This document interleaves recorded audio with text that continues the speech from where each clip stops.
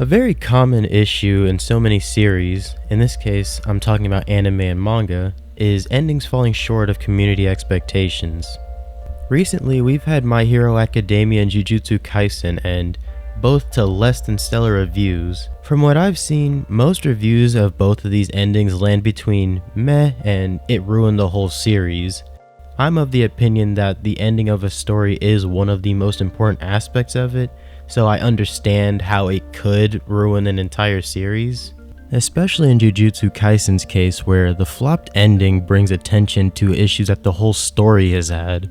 Bad endings aren't even a new phenomenon. Naruto's ending is almost universally hated. And there's a myriad of reasons why Naruto's ending didn't work. The Indra and Ashura reincarnation cycle, how Madara was taken out of the story, and pretty much everything about Kaguya.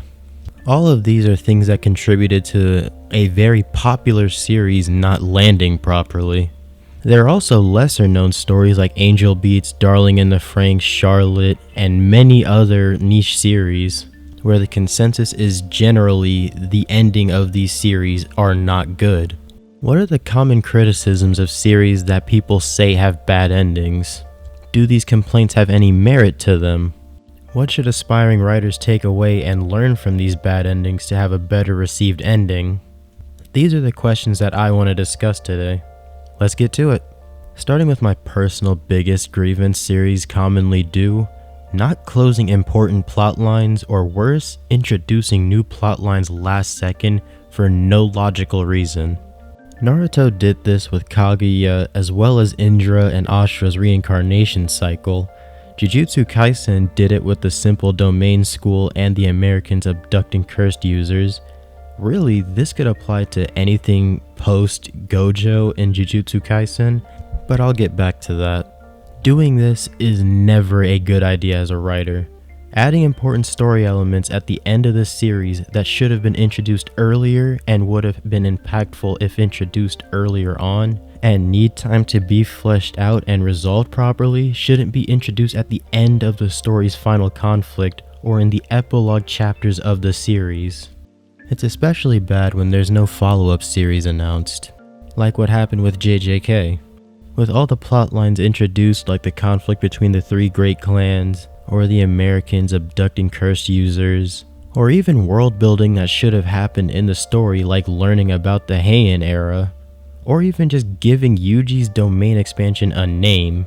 These are things that should have either been added to the story, or in the case of the three clans and the Americans plotline, should have never been added if it wasn't going to go anywhere.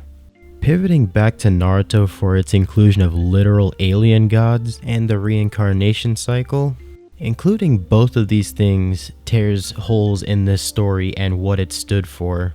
Naruto was supposed to have gotten it out the mud. Turns out he's the reincarnation of the son of a god. Naruto was always a prodigy. He learned multi-shadow clone jutsu in a day. He learned Rasengan in 3 days, expedited his chakra nature mastery with multi-shadow clone jutsu, created an S-rank jutsu after doing so, mastered Sage Mode in a few days, something Jiraiya couldn't do in his whole life, was Kage level after acquiring Sage Mode, and then defeated Pain on his own, and that's not even everything he did. Before it was revealed that he was Ashura's reincarnation, we could chalk all this up to high battle IQ, effort, and talent. When he's revealed to be the child of prophecy and you add in all of this reincarnation foolishness, it looks more like it was a matter of he was destined to reach these heights with or without his effort, and like it was handed to him instead of him actually earning it. That one plotline strips Naruto of everything that the story wanted us to believe he was, at least in my eyes. One Piece got dangerously close to following this bad choice with Luffy, Fifth Gear, and Joy Boy, but skirted around it in a way that doesn't take his achievements away from him, showing that you can draw similarities between characters and like these mythical figures in these stories without making them the same person. A good amount of the time, these last second additions either undercut the message of the series or put on full display how the story never portrayed that message properly, and open your eyes to these flaws on a reread or rewatch. A story derailing in the latter parts of the series is also something that is unfortunately very common. Darling in the Franxx, Charlotte, and most harem series I've watched and read suffer from this. Darling in the Franxx was on track to being one of the biggest anime that came out that season and that year, but went from being a solid 8 to being a 3 at best. The characters completely changed, the world is governed by aliens, that was stupid. 02 becoming a ship was... holy shit, that was dumb. As for harem series, they tend to drag on the who will win foolishness, and by the time you get to the end, it doesn't matter and you're probably only checking in for closure on the series. Most harem series end up derailing their characters' development to the point where they don't have the endearing traits that drew you to these characters to pick a side in whatever was going on. We Never Learned gave all the female leads an ending, and I liked that approach for it. It gives payoff regardless of the camp you fell into, and shows that there is a right way to end a harem series, and that doesn't happen a lot of the time. Quintessential Quintuplets had a myriad of issues, specifically dragging out to the point that I personally didn't care anymore, retracting development, dismantling characters, and giving last-second development so that a victor can be named in the end. The only excuse I can afford to these is that since they aren't put in the forefront of the anime sphere and don't get the attention of a JJK or a Naruto, when it starts to fall apart, it doesn't cause a shitstorm like it does when a bigger series does end on a low note. Some content creators are still reeling from JJK's ending, and some are still reeling from the alien gods being introduced in Naruto. I like Boruto. That will always be stupid, and those series derailing the way that they did put a big stain on their legacies. Back to the topic of Jujutsu Kaisen, it was falling apart ever since the Gojo incident. As much as people want to say the flaws start in the last 10 chapters, I'd say they were showing their head about halfway through the series and got exacerbated after Gojo. One of my biggest gripes with this series' decline is that it took the established rules of the power system and either threw them out or stretched them for the sake of plot armor, and it got so bad that the Jujutsu Kaisen dick writers ran out of ways to defend it. Sukuna bypassing the rules of sorcery or giving up something we didn't even know he had or something minuscule and getting a massive power boost was ridiculous. Things like how he had to start putting up barriers around his domain in order to use it, like it's not an instant kill if it hits you, so that doesn't matter, or him using the world-cutting slash without offering anything. He made a vow that he had to use hand signs and a chant when he was already supposed to be doing that. He also made a vow where he couldn't use Divine Flame on multiple targets, then proceeds to use it on multiple targets. He's defying the story's power system.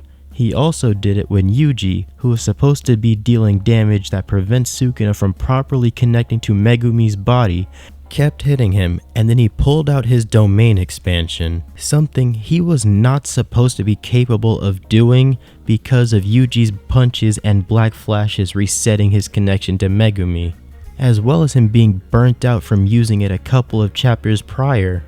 As rare of an issue as this may be, at least in my experience as an anime and manga fan, it is still so disappointing when it happens because it shows that the author was never really cut out to utilize the story elements that they set themselves up for. Slight One Piece tangent. While I have faith that a mangaka as respected as Eiichiro Oda will be able to conclude One Piece in a satisfying way, especially since in recent arcs he's been answering the questions that the fans have been posing for many years, I'd be lying if I said I'm not a bit concerned considering he created such a vast world and a quarter century's worth of plots, a story with many moving and connecting parts, and character arcs that still need to be concluded in a satisfying way. That might be a bit too much to expect from somebody.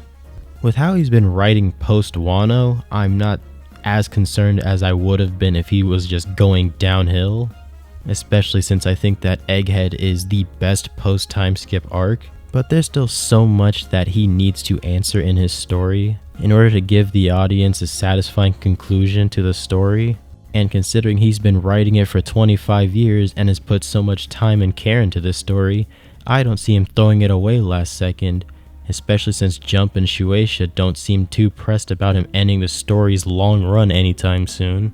Alright, back on topic. Rushed endings are usually out of the control of the author and artists. It's usually because of a decline in popularity or the series not being the right fit for the magazine hosting it in Japan. However, this doesn't mean you can't have an issue with a rushed ending. Cramming story beats that are supposed to take place over the next 1 to 3 real-world years into 5 to 10 chapters is very disappointing. Since the story gets condensed with so much info, none of it is allowed to breathe and have its intended impact, and thus most of it won't feel as substantial as it should. In even worse cases, we as the audience lose out on these plot lines that could have made the story significantly better, only to be revealed later in an interview with the author, with them telling the interviewer that they weren't able to put their original vision to the page. When it's something self-imposed, like with Kishimoto wanting to end his story at 700 chapters, you get less sympathy from me when you butcher the ending. I don't mean the epilogue with the ships and all that stuff. I mean the Madara, 10 Tails, Kaguya, Sage of Six Paths deal that ended up spiraling downward. There are ways that this could have happened, and many people on the internet have done what-ifs and fan-fixing of this messy final product. But what I want to bring up is that Madara needed to be the final antagonist, since he's been built up to be that since the first battle in the Final Valley. Having him be defeated by Black Zetsu and then having the Space Rabbit Goddess barge in was a disservice to Madara as a character, as well as the fans who were expecting Madara to live up to the hype that he was set up for. There is a reason why this ending is universally hated. Nobody defends this mess. Kishimoto should have found a way to write Madara to be the final villain. Naruto and Sasuke getting their power-ups and being able to go the distance with Madara. My pitch is that they'd ultimately need to seal him and extract the 10 Tails for Naruto to split apart. The issue with how it was written was that so much junk flew into the story last second and things didn't need to be in the story, like the main characters being divine reincarnations. That ruined the story for me on so many levels. I love Naruto. Seeing how it ended to this day bothers me so much. To close this video out, I believe a lot of the criticism anime and manga get for their endings are valid, especially the recent heavy hitters that have ended. Due to a variety of reasons, series don't end the way the author intends for it to, or the author's vision for the ending was never good to begin with. Either way, criticism is a part of enjoying anything. You'll enjoy some parts of it, you'll find other parts less than enjoyable, and unfortunately, one of the most important parts of a story is very frequently messed up. As someone who advocates for people to write their own stories and express their creativity and worldview through their pens, I hope that people take the faults that they have with these stories and improve upon them. Don't speedrun development in the last portion of your story. Don't derail your story by introducing unnecessary plots. If it's a plot you would like to work on, make sure you either introduce it in an earlier part of the story or that you work on it in your next story so it has enough time to breathe. If you have a fantasy element in your story, be sure to stick to the laws of the world that you made, and don't introduce a bunch of nonsense for the sake of convenience later on. That is called a deus ex machina, or an ass pull, and very rarely are those positively received in a story. Make sure to wrap up all the loose ends of your story unless you intend to continue that story, and even then, you still need to wrap up the major plot lines of that section. That's what I've got for this video. If you enjoyed this, like the video and subscribe. There's more to come, and I'd appreciate if you stuck around. If you have any thoughts on this topic, please leave them in the comments. I enjoy engaging with those who do. With that said, I'll catch you in the next video. Take care, everyone.